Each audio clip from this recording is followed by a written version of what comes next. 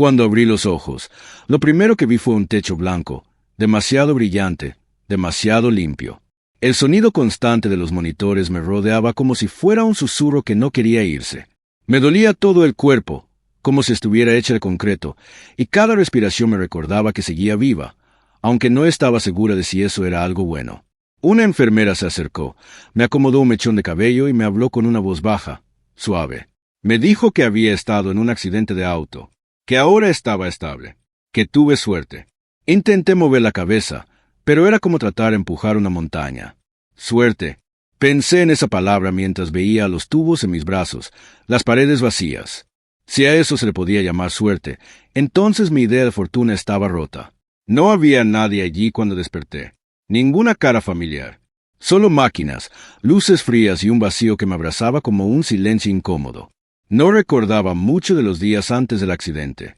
Imágenes borrosas, trabajo, idas al súper, turnos largos, notas de pacientes, cuentas pagadas a tiempo. Lo normal. Lo que haces cuando todos cuentan contigo, pero nadie lo agradece.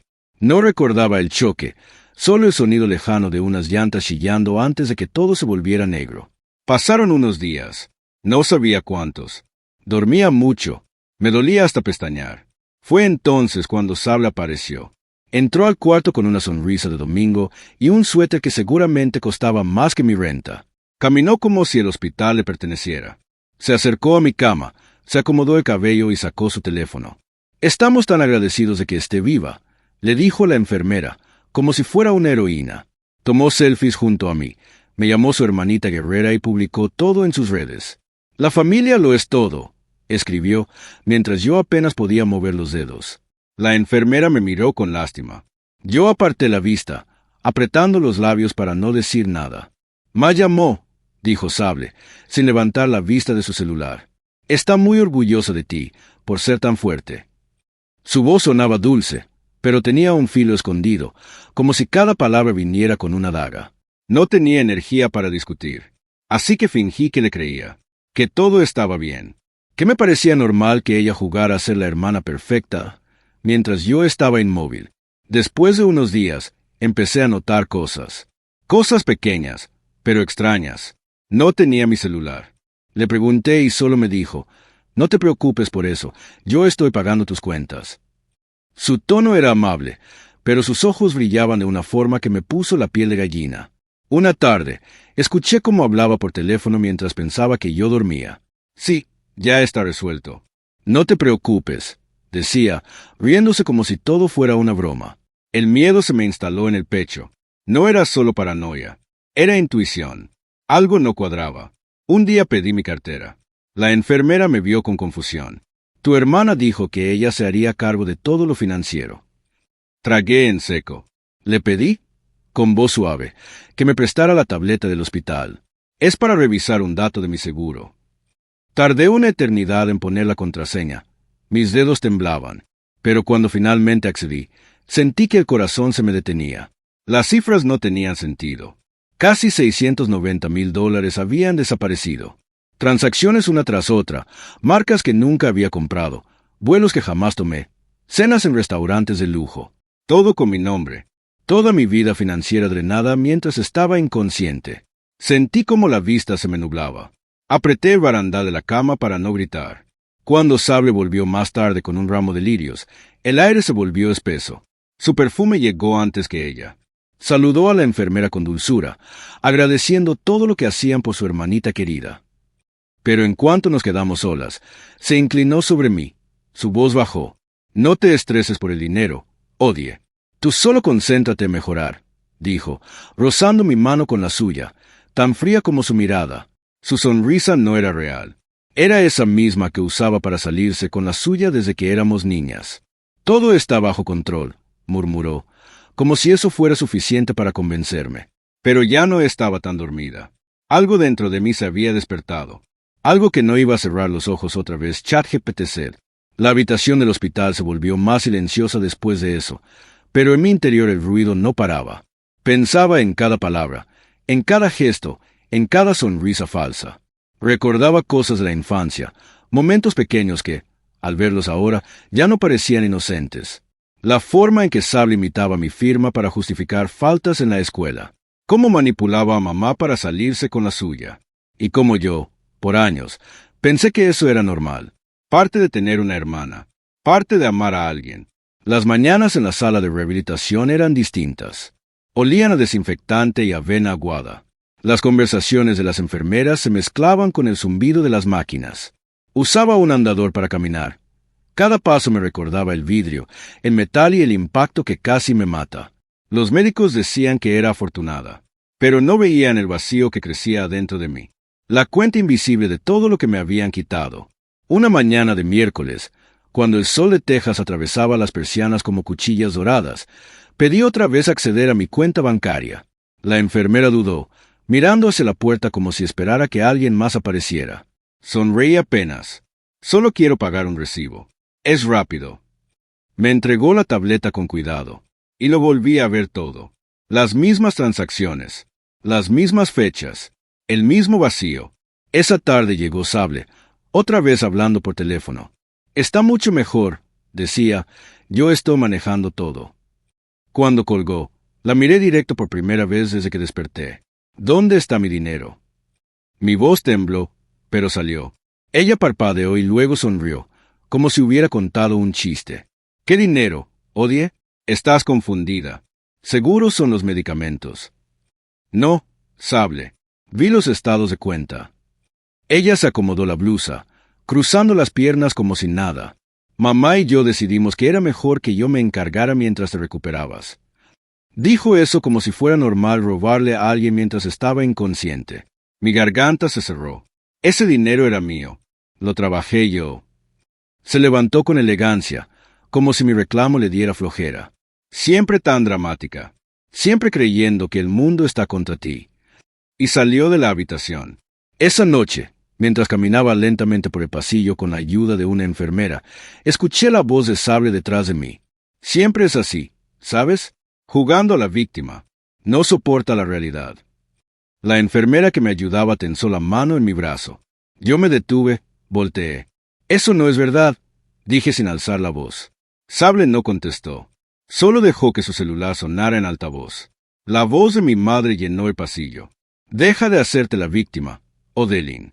Deja que tu hermana te ayude por una vez en tu vida. Me congelé. El pasillo se sintió más estrecho. El aire más denso. La enfermera bajó la mirada. Yo respiré hondo. Mamá, yo no. No empieces, me interrumpió su voz. Siempre crees que alguien está en tu contra. Necesitas madurar. Sable colgó la llamada. Me miró una última vez, con esa chispa de victoria en sus ojos, y se fue caminando sin decir una palabra. Me quedé ahí, temblando. Esa noche, ya sola en mi habitación, me senté junto a la ventana. Saqué la moneda plateada que mi padre me dio el año antes de morir. La apreté con fuerza. La mañana siguiente, esperé a que cambiara el turno de enfermería. Linda, la enfermera que siempre me arropaba bien las sábanas, entró con mis medicamentos.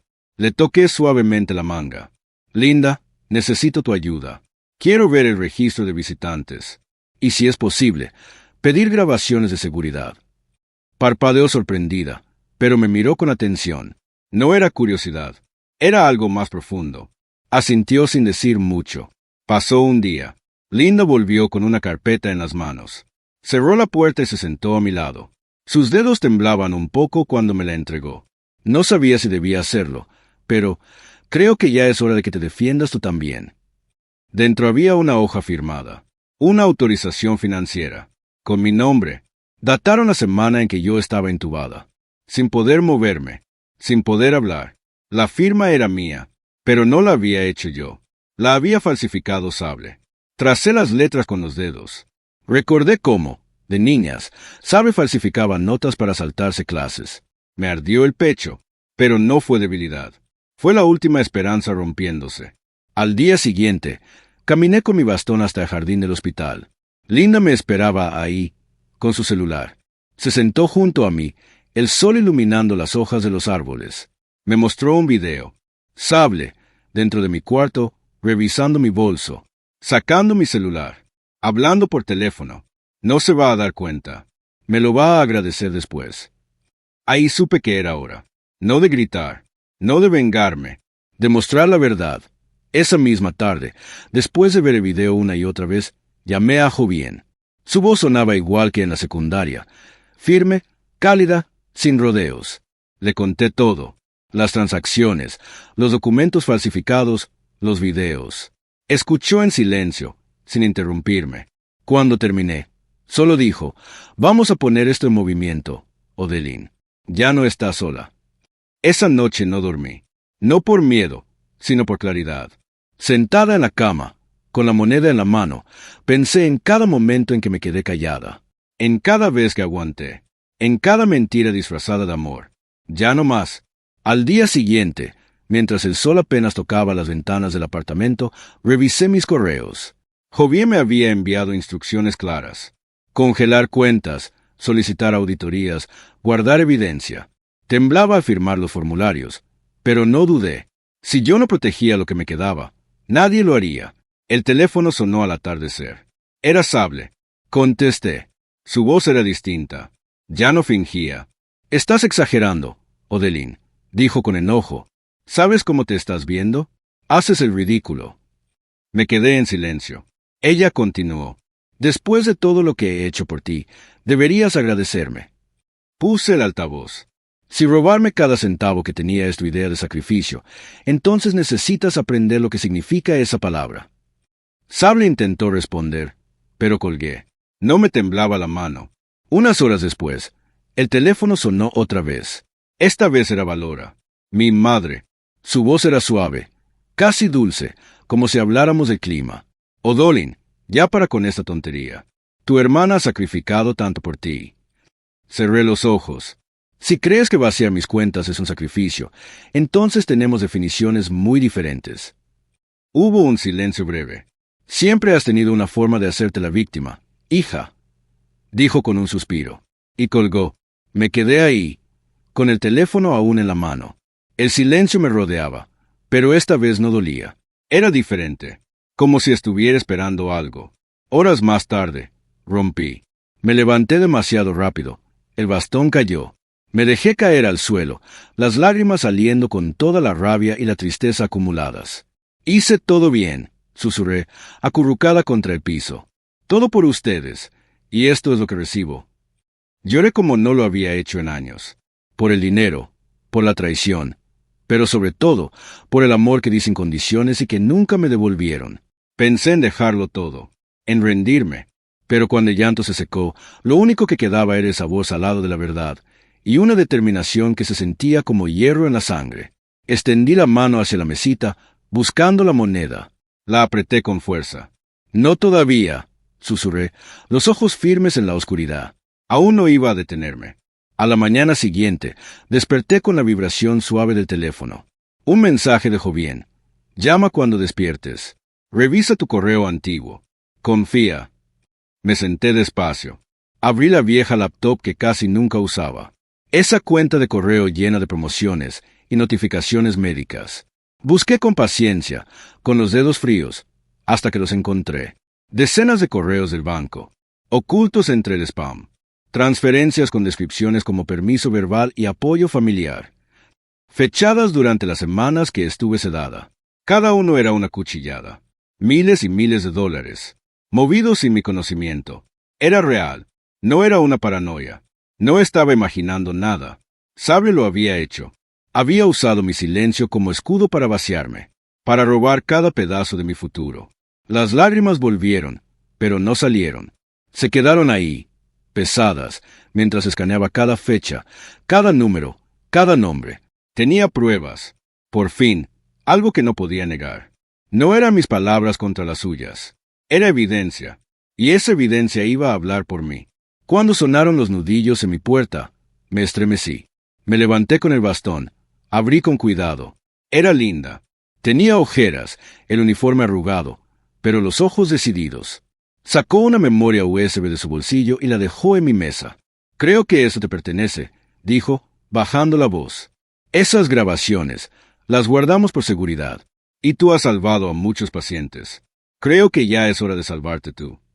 No pude hablar. Solo asentí. Después de que Linda se fue, conecté la USB. Cada video tenía su fecha. Su hora. La pantalla mostró a Sable entrando a mi habitación, revisando mi bolsa, sacando mi teléfono, hablando por teléfono. Su voz sonaba clara. No se va a enterar. Me lo va a agradecer después. Fue en ese momento que supe que había terminado el tiempo de callar. Ya no iba a pedir que me creyeran. Iba a mostrarles la verdad. Esa noche me senté en la mesa pequeña de la cocina, la misma que había visto mis lágrimas, mi rabia y mi silencio. Coloqué la laptop frente a mí, abrí una carpeta y revisé, una por una, las pruebas, los estados de cuenta, los correos, las grabaciones. Ya no me temblaban las manos, ya no sentía miedo, solo una calma rara, como cuando uno sabe que lo inevitable está por llegar. Llamé a Jovian. Contestó al primer tono. «Hoy», le dije, sin vacilar. «Estoy lista».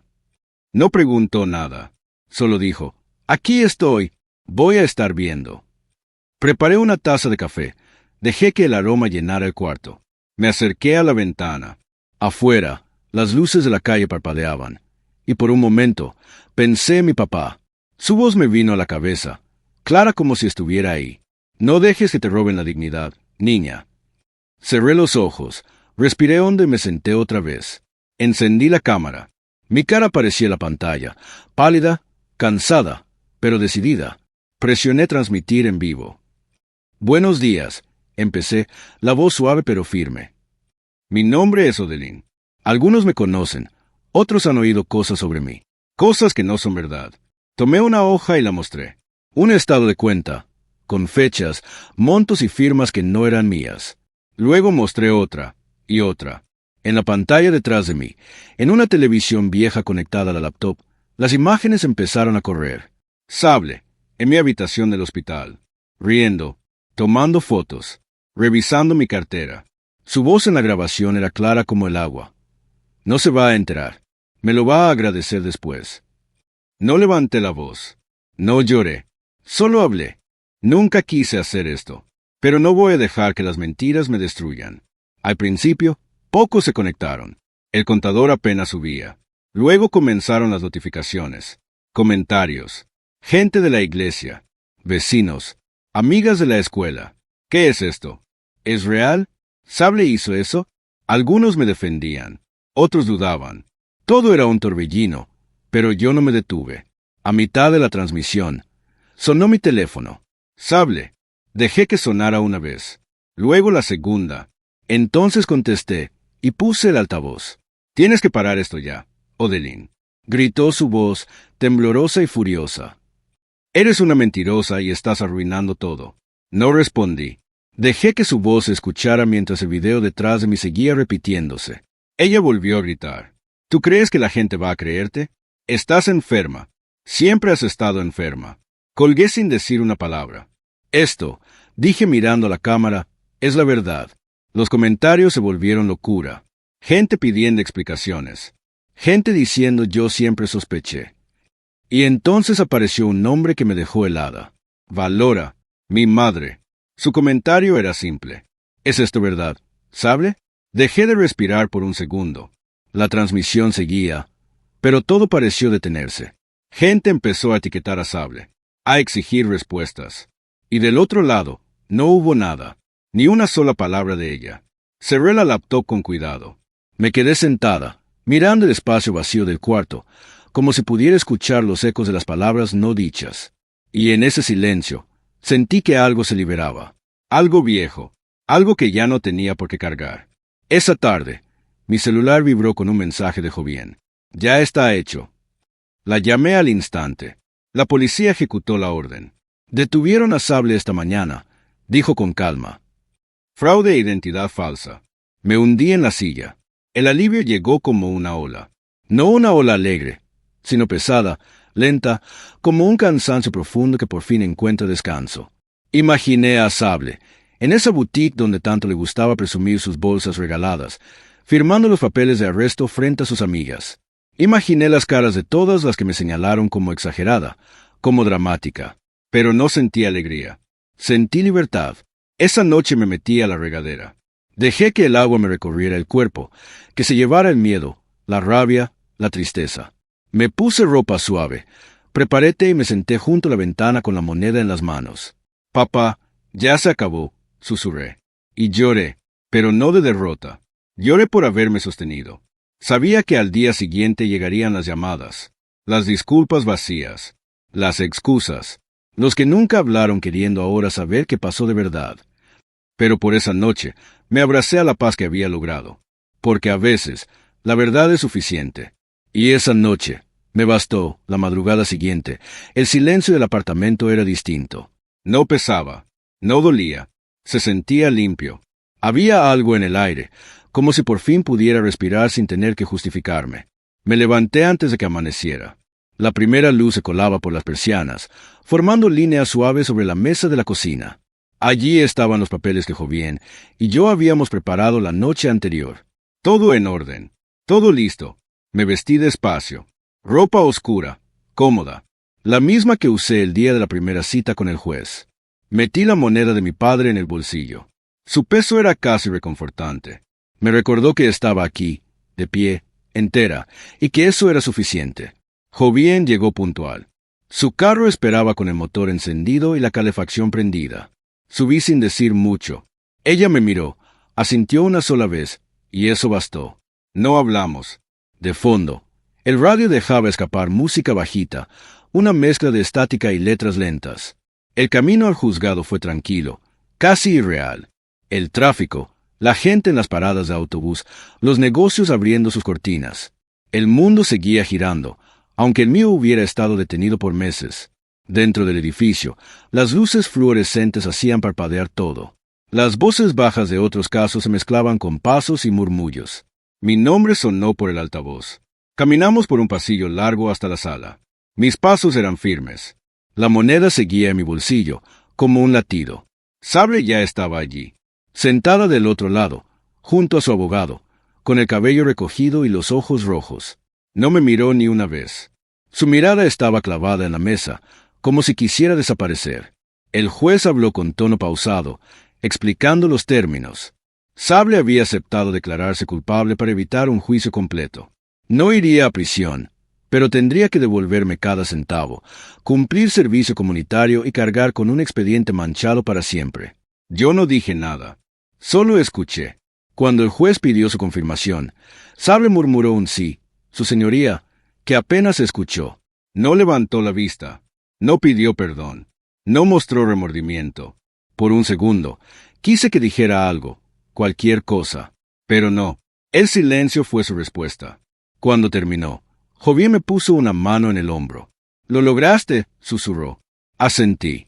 No con triunfo, sino con alivio, como quien por fin deja de cargar una piedra invisible. Al salir al vestíbulo del juzgado, el aire frío me golpeó la cara como si me devolviera a la realidad.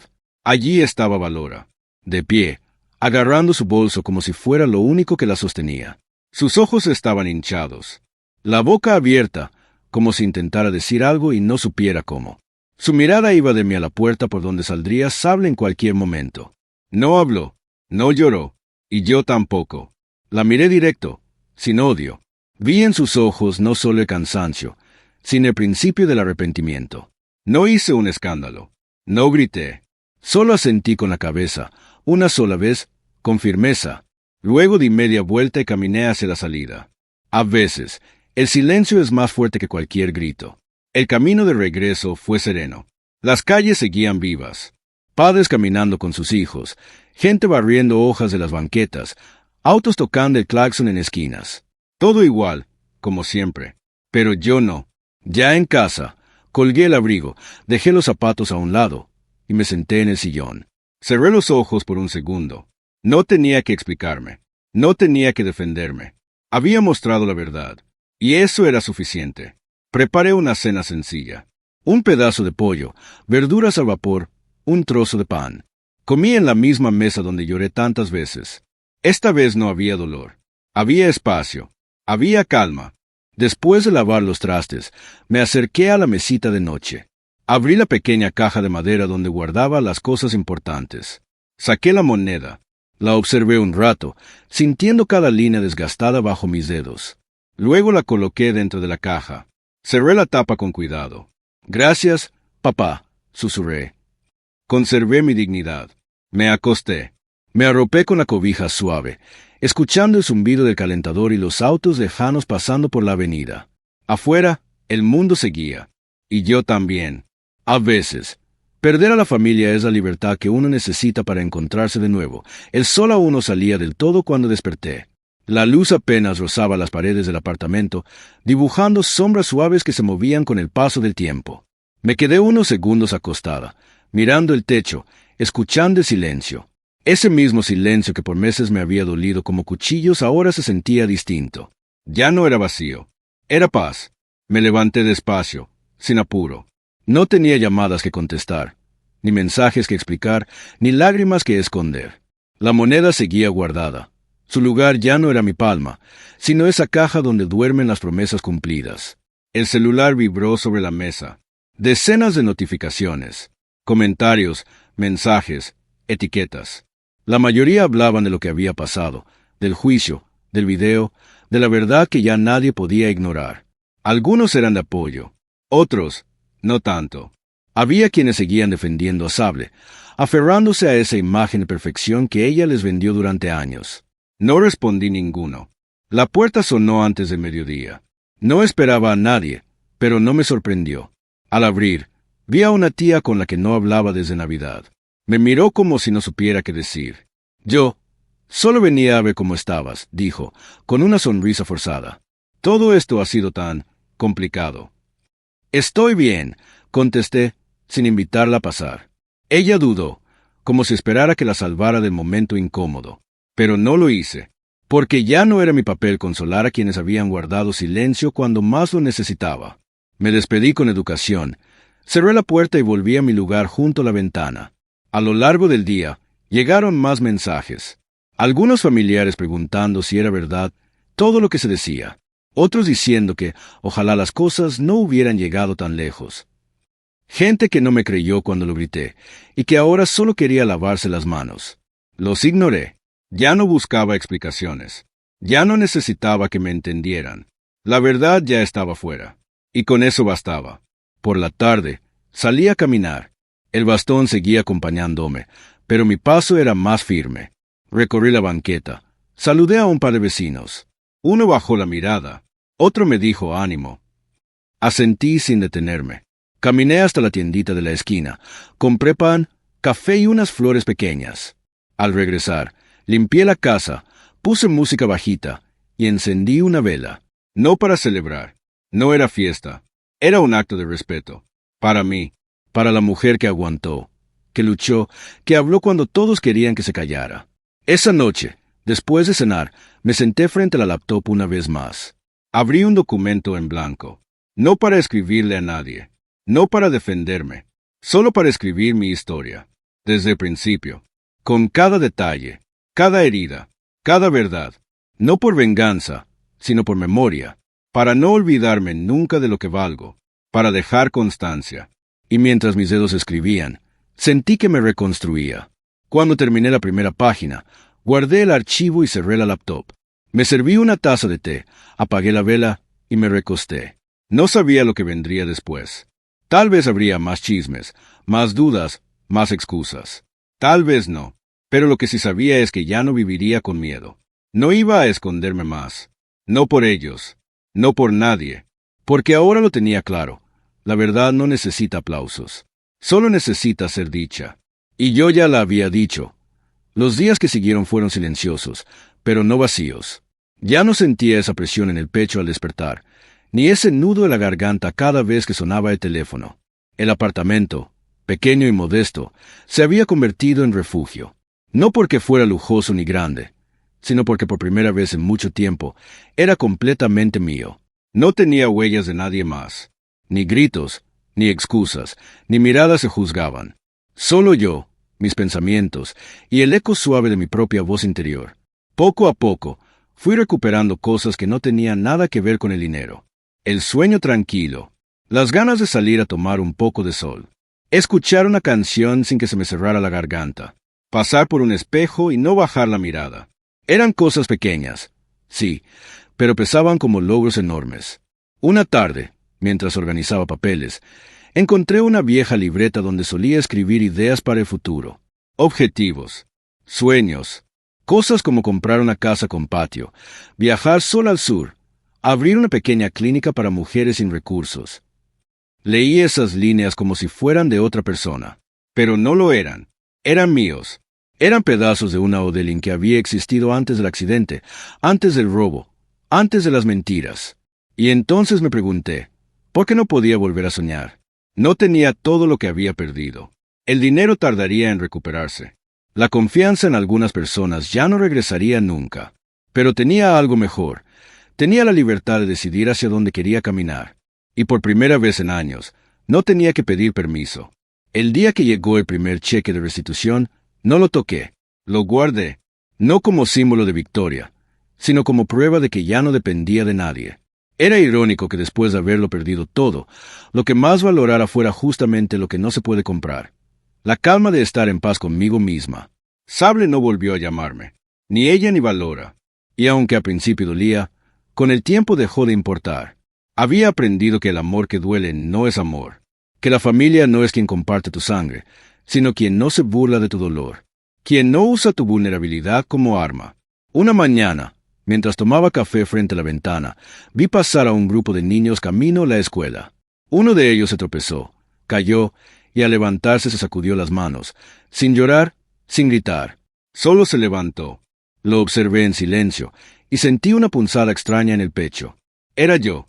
Era mi historia, resumida en un niño con raspaduras en las rodillas, pero con los ojos al frente. Ese mismo día decidí que escribiría todo.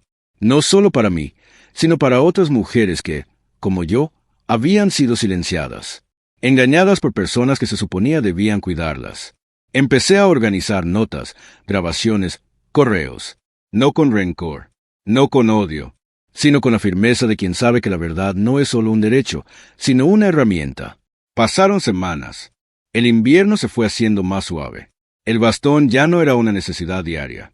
A veces caminaba a cine por el apartamento, y cada paso que daba sin ayuda, aunque fuera lento, era un recordatorio. Estoy de pie. Estoy avanzando. Una noche, abrí la caja de madera donde guardaba la moneda de papá. La saqué. La sostuve en mis manos por un buen rato. La miré a contraluz. El grabado de coraje seguía allí, aunque un poco más gastado. ¿Lo logré, papá?, murmuré. No dejé que me lo quitaran todo. Y por primera vez supe que no necesitaba cargar esa moneda en el bolsillo para ser fuerte. Porque ahora la fuerza no venía de un recuerdo. Venía de mí. Guardé la moneda. Cerré la caja y apagué la luz. Al día siguiente, el mundo seguiría su curso. Siempre lo hace. Pero yo también seguiría el mío. Libre, firme, y sin bajar la mirada nunca más.